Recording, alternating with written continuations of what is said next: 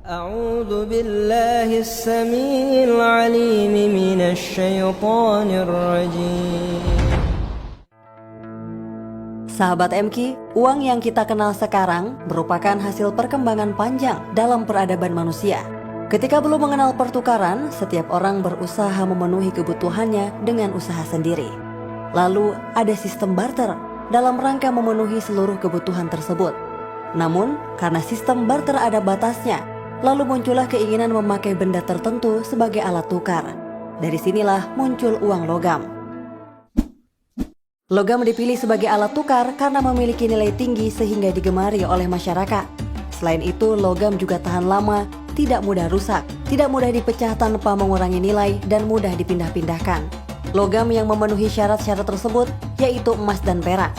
Bagi beberapa orang, terutama generasi milenial, melihat uang kepingan yang terbuat dari emas mungkin hanya berada di film laga klasik yang sedang mengisahkan kehidupan di kerajaan-kerajaan masa lalu. Namun, tahukah Anda sahabat MQ, keping-keping emas nyatanya memang pernah digunakan sebagai alat tukar? Ya, ialah dinar dan dirham. 700 tahun sebelum Adam Smith menulis buku The Wealth of Nations, seorang ulama bernama Abu Hamid Al-Ghazali telah membahas fungsi uang dalam perekonomian. Ia menjelaskan, fungsi uang adalah sebagai alat untuk melancarkan pertukaran dan menetapkan nilai wajar dari pertukaran tersebut. Emas pada awalnya memang bukanlah alat tukar dari bangsa Arab. Emas dalam konteks ini, dinar dan dirham, merupakan mata uang yang dimiliki bangsa Romawi dan Persia. Kata dinar berasal dari bahasa Romawi, yaitu denarius, sedangkan dirham berasal dari bahasa Persia, yaitu drachma.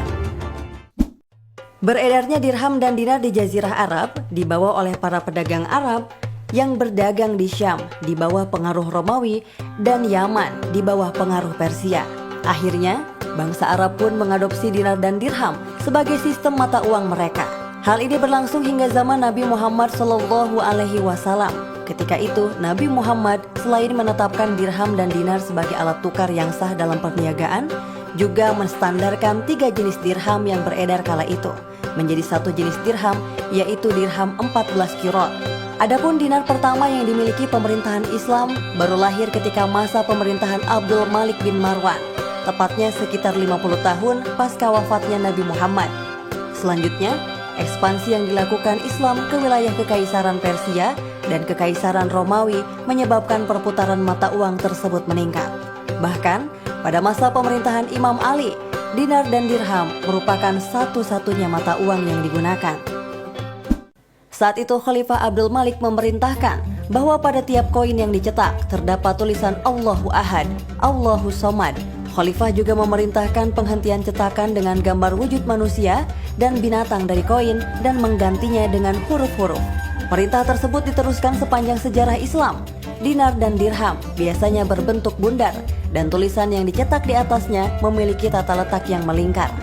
Di satu sisi terdapat kalimat tahlil dan tahmid, yaitu la ilaha illallah dan alhamdulillah. Sedangkan pada sisi lainnya terdapat nama otoritas atau khalifah atau amir dan tanggal percetakan. Koin emas dan perak menjadi mata uang resmi hingga jatuhnya Kesultanan Utsmaniyah dan kesultanan-kesultanan muslim lainnya. Sejak saat itu, lusinan mata uang dari berbagai negara dicetak di setiap negara era pasca kolonialisme, di mana negara-negara tersebut merupakan pecahan dari negeri-negeri muslim. Sahabat MQ, apa saja kelebihan menggunakan dinar dan dirham? Lalu bagaimana penggunaan dinar dan dirham saat ini? Ada banyak kelebihan menggunakan dinar dan dirham, yaitu nilainya yang selalu tetap dan tidak berubah, serta dapat pula digunakan untuk menunaikan zakat. Ya, selain digunakan untuk melakukan transaksi jual beli, dinar dan dirham dipakai pula untuk menunaikan zakat. Imam Hanafi pernah berkata bahwa ukuran nisab zakat yang disepakati ulama bagi emas adalah 20 misqal dan telah mencapai 1 haul, dan bagi perak adalah 200 dirham. Meski memiliki kelebihan, pemanfaatan emas dan perak sebagai mata uang telah lama ditinggalkan.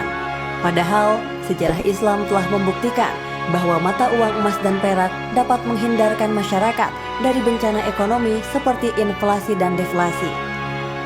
Sahabat MQ, Imam Al-Ghazali pernah berkata, Di antara nikmat Allah Subhanahu wa Ta'ala adalah penciptaan dinar dan dirham, dan dengan keduanya tegaklah dunia. Keduanya adalah batu yang tiada manfaat dalam jenisnya, tapi manusia sangat membutuhkan kepada keduanya. 102,7 MGFM, Inspirasi Keluarga Indonesia.